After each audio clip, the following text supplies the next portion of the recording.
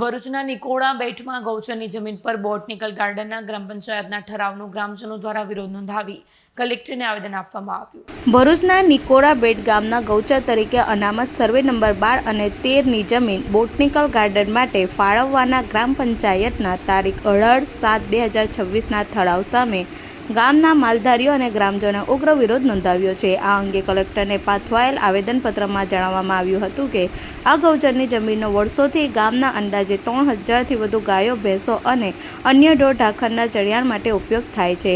ઉપરાંત નર્મદા નદીમાં પૂર કે રેલની પરિસ્થિતિ સર્જાય ત્યારે ગામના લોકો અને તેમના પશુઓ માટે આ ઊંચાઈ પર આવેલી જમીન સુરક્ષિત આશ્રય સ્થાન તરીકે ઉપયોગમાં લેવાય છે। ગ્રામજનોએ આક્ષેપ છે કે ગ્રામ પંચાયત દ્વારા પૂરતી ચર્ચા કે ગ્રામજનોની સંમતિ વિના તાત્કાલિક બેઠક બોલાવી ગૌચરની જમીન પર બોટનિકલ ગાર્ડન બનાવવા માટે ઠરાવ કરવામાં આવ્યો છે। તેમણે દાવો કર્યો છે કે ગૌચરની જમીનનો હેતુફેર સરકારના નિયમો અને જાહેર હિતની ભાવના વિરુદ્ધ છે। આ મુદ્દે ગામના રહેવાસીઓએ ઠરાવ રદ કરવાની તેમજ ગૌચરની જમીન અંગે કોઈપણ પ્રકારની મંજૂરી ન આપવા માંગ કરી છે। મારું નામ દીપકભાઈ ભગુભાઈ આહિર છે। હું નિકોડા બેટમાં વસવાટ કરું છું પશુપાલનનો વ્યવસાય સાથે।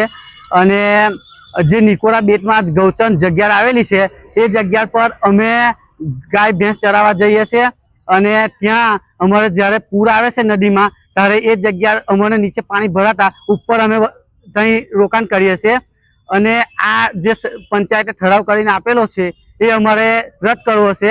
એને એ ગ્રામ સભા બોલાવ્યા વગરના ડાયરેક્ટ ઠરાવ કરેલો છે પંચાયતે અને એ જગ્યા ના હોય તો અમારે તો આહિર સમાજ અને આદિવાસી સમાજને ત્યાં રહેવાનું મુશ્કેલ છે।